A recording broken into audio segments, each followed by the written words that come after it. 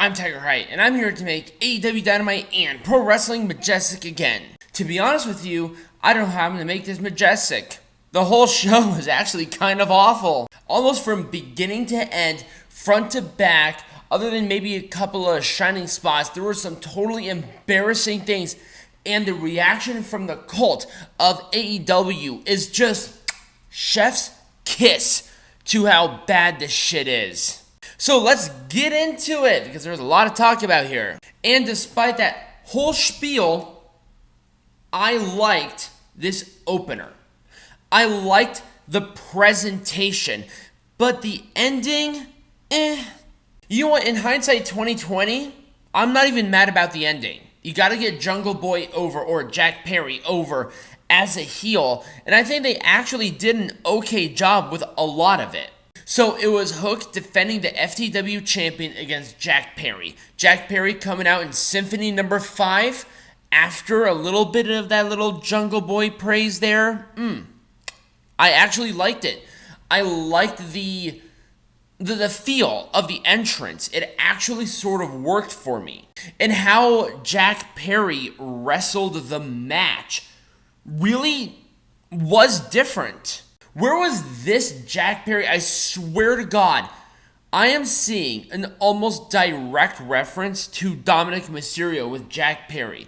The only difference is that Jack Perry was over as a babyface. Not saying anything wrong against Dominic, but Jack Perry was over as a babyface, and that is the honest God truth. I mean, it was a FTW belt shot for Jack Perry to win the title. Where are they going to follow up is going to be the key. But right now, in this point in time, I liked what they did here. Why not? I liked more than I hated. I'm going to give it a full thumbs up. Wow! Talk about a waste of time. We weren't even 5 minutes into it. We have Dr. Britt Baker, Bully, against Kayla Sparks, whatever. Does it matter? No, of course not, because you know Dr. Britt Baker won. Because Dr. Britt Baker, she sucks the good dick off of the snowman. I'm sorry, Adam Cole was too busy getting ready for his fucking dance-off for his girlfriend to go, to fucking TK. Because you know why she was there, you know why she won, and you know why there was no interferences. This was a nothing, a lockjaw, and guess what? The match itself was wrestled kind of garbage, and it gets a 2 thumbs down, or in Britt Baker's case, a little bit of a double nut. Oh my god! This was a tournament final. This was a tournament final for the World Tag Team Champions. We have Adam Cole and MJF taking on essentially 2 members of the Jericho Appreciation Society. And if they took this seriously, I would have had no problem with it. But I swear to God, that dance competition was garbage. I mean, this was 2010 WWE drunk Mr. McMahon garbage. I never felt more embarrassed of watching wrestling than I did in this moment in the last 2 years. Period. End of sentence. And people defending this, they should be fucking ashamed of themselves. You know why? Because this and that little dance-off whatever was the exact thing that you would have bitched and complained about if it was WWE. Tell me when I'm saying lies. I love this, because here's the thing. This dance-off was garbage, but what I loved about it, most of all, it was I was in the middle of the match with lights and everything, music, the whole 9 yards. I can guarantee you, I mean, I will put money on it that if this entire situation, same guys, same instances, same places, was on WWE television, the cult of AEW would be castrating it. Seth Rollins dances, but he doesn't dance.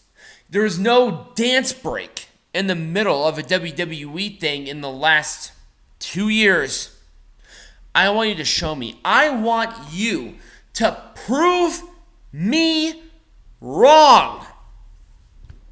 And I'll wait. And guess what? I'll admit it if you show me evidence to the contrary. 100%. I will do it.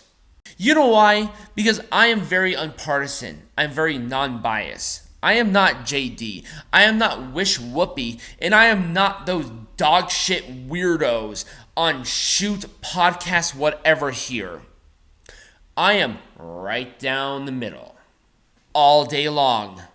Oh, by the way, if anybody actually cares, it was a double clothesline for Cole and MJF to win. And the match itself was also embarrassing. Of everything that I said here, from the dance competition to it being the world champion to being a nothing sandwich and you know who's going to win, this gets a 2 thumbs down. And anybody who tries to defend this, I'm going to give them a 1 middle finger up. And I dare you to do so, because I will eviscerate you. You know why? Because I'm Tiger Height. Let's get to this main event. We have Blood and Guts with the Blackpool Combat Club taking on the Golden Shower Elite Trump's Wet Dream. This entire match was a nothing! I'm sorry. There was nothing here that I liked. It was just nothing. You know why? Where did this lead to? Where did this go? Number 1, Kota Ibushi looks fucking awful. The dude gained probably 10 pounds and nothing but fat. He looks pale as shit. He looks awful. And the people in Blackpool Combat Club didn't give an absolute fuck about this. And you know the AEW players sitting there, oh, they loved it. But you know why? Because it's AEW. I'm not even going to go through who came in first, second, last, or anything, because this is essentially War Games Light.